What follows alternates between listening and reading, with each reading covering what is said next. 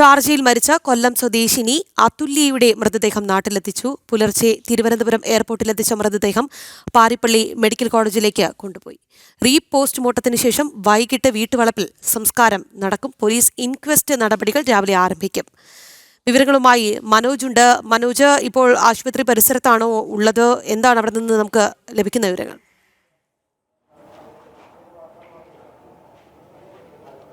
രാഖി, ഇപ്പോൾ ആശുപത്രിയിലേക്ക് കരുനാഗപ്പള്ളി ASP അഞ്ജലി ഭാവന ഇപ്പോൾ എത്തിയിട്ടുണ്ട്. ഇൻക്വസ്റ്റ് നടപടികൾക്ക് ശേഷം പോസ്റ്റ്മോർട്ടം ഉണ്ടാകും.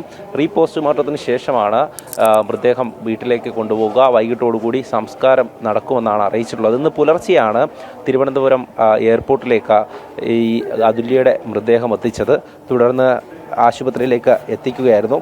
ഷാർജയിൽ നേരത്തെ പോസ്റ്റ്മോർട്ടം നടപടികൾ പൂർത്തിയാക്കിയെങ്കിലും പോസ്റ്റ്മോർട്ടം ആവശ്യപ്പെട്ടിരുന്നു. കുടുംബം ഇത്തരത്തിൽ പരാതി ഉന്നയിച്ചിരുന്നു. ഈ ഭർത്താവ് സതീഷിനെതിരെ നേരത്തെ തന്നെ കുടുംബം പരാതി നൽകിയിട്ടുണ്ടായിരുന്നു. ഈ മാസം 19-നാണ് അതുല്യയെ ഷാർജയിൽ മരിച്ച നിലയിൽ കണ്ടെത്തിയത്. തുടർന്ന് ഈ കുടുംബം ഉന്നയിച്ച ആരോപണം, അതായത് സതീഷ് നിരന്തരം തന്നെ ഈ അതുല്യയെ മർദ്ദിക്കാറുണ്ടായിരുന്നു എന്നുള്ളതും അതിന് തെളിവായി വീഡിയോ ദൃശ്യങ്ങളടക്കം പുറത്തു വന്നിരുന്നു. അതിലൊക്കെ തന്നെ പോലീസ് അന്വേഷണം ആരംഭിച്ചിരുന്നു. എന്തായാലും കഴിഞ്ഞ ദിവസങ്ങളിലൊക്കെ തന്നെ ഇവിടേക്ക് എത്തിച്ച് പോസ്റ്റ്മോർട്ടം നടത്തി അതിൽ അന്വേഷണം വേണമെന്നുള്ള കാര്യമെല്ലാം കുടുംബം വ്യക്തമാക്കിയിരുന്നു. ഈ ഷാർജയിലെ ഫോറൻസിക് എംബാമിംഗ് കേന്ദ്രത്തിൽ ഈ മൃതദേഹത്തിൻ്റെ എംബാമിംഗ് നടന്നിരുന്നു.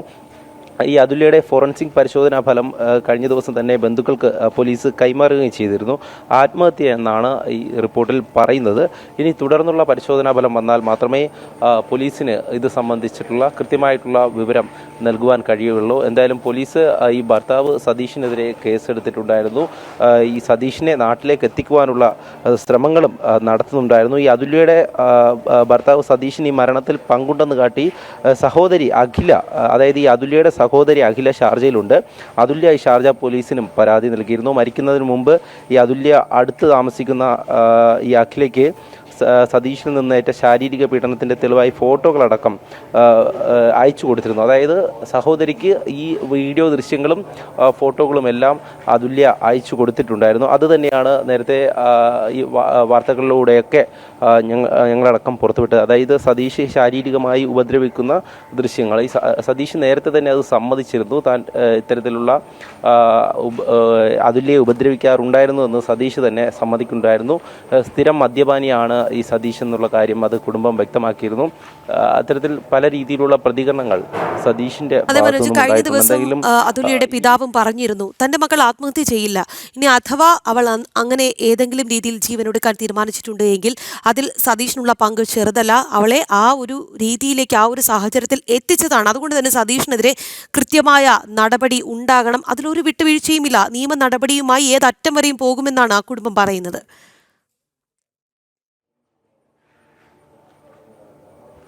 തീർച്ചയായും അതുതന്നെയാണ്. കാരണം ഈ അതുല്യയുടെ അച്ഛൻ അടക്കം പറയുന്നത് തൻ്റെ മകൾ ഒരിക്കലും ആത്മഹത്യ ചെയ്യില്ല, അതിന് പിന്നിൽ ദുരൂഹതയുണ്ട് എന്ന് തന്നെയാണ് കുടുംബത്തിൻ്റെ ആരോപണം. ആ ആരോപണത്തിൽ തന്നെ കുടുംബം ഇപ്പോഴും ഉറച്ചു നിൽക്കുകയാണ്. കാരണം ഇപ്പോൾ ഷാർജയിലെ ഈ പരിശോധനാ ഫലം വന്നതിൽ കുടുംബം ഇത്തരത്തിൽ അവർക്കത് വിശ്വാസമില്ല എന്നുള്ള കാര്യം തന്നെയാണ് വ്യക്തമാക്കിയിട്ടുള്ളത്. ഇവിടെ എത്തിച്ച് പരിശോധന കൃത്യമായി നടത്തണം എന്നുള്ള കാര്യം തന്നെയാണ് കുടുംബം ആവശ്യപ്പെടുന്നത്. എന്തായാലും ഈ വർഷങ്ങളായി UAE-യിലുള്ള ഈ അതുല്യയുടെ ഭർത്താവ് സതീഷ് 1.5 വർഷം മുമ്പാണ് അതുല്യയെ അങ്ങോട്ടേക്ക് കൊണ്ടുപോയത്. ഇവരുടെ ഏക മകളായിട്ടുള്ള ഒരു ആരാധ്യ എന്ന പേരിലുള്ള ഒരു കുട്ടി, അവരിപ്പോൾ മാതാപിതാക്കളുടെ, അതായത് അതുല്യയുടെ മാതാപിതാക്കളുടെ കൂടെയാണ് ഉള്ളത്. അതുല്യ മാത്രമാണ് അങ്ങോട്ടേക്ക് പോയിട്ടുള്ളത്. സഹോദരി ഭർത്താവും ഷാർജയിൽ ഉണ്ടായിരുന്നു. അതിനിടയിലാണ് ഇങ്ങനെ ഒരു സംഭവം ഉണ്ടാകുന്നത്. നിരന്തരമായി അതുല്യ ഇത്തരത്തിൽ ശാരീരികമായി പീഡനം ഏറ്റുവാങ്ങിയിരുന്നു എന്നുള്ള കാര്യം ആ ദൃശ്യങ്ങളിലടക്കം വ്യക്തമായിരുന്നു. സതീഷ് മദ്യപിച്ചുകൊണ്ട് അതുല്യയെ മർദ്ദിക്കുന്ന ദൃശ്യങ്ങൾ തന്നെയാണ്. അത് തന്നെയാണ് പോലീസിന് തെളിവായിട്ട് നൽകിയിട്ടുള്ളതും. കുടുംബം കൃത്യമായും മൊഴി നൽകിയിട്ടുണ്ട്.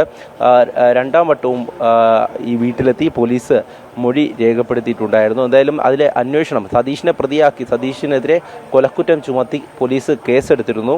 അതിൻ്റെ അന്വേഷണവും പുരോഗമിക്കുകയാണ്. അതിനിടയിലാണ് ഇപ്പോൾ ഈ ഷാർജയിലെ നടപടിക്രമങ്ങൾ പൂർത്തിയാക്കി നാട്ടിലേക്ക് മൃതദേഹം എത്തിച്ചിട്ടുള്ളത്. എന്തായാലും ഇത് കഴിഞ്ഞ ശേഷം, അതായത് റീപോസ്റ്റ്മോർട്ടം കഴിഞ്ഞ ശേഷം നേരെ വീട്ടിലേക്ക്, തേവലക്കരയിലെ വീട്ടിലേക്കാണ് ഈ മൃതദേഹം കൊണ്ടുപോവുക. അവിടെയാണ് സംസ്കാര ചടങ്ങുകൾ നടക്കുക.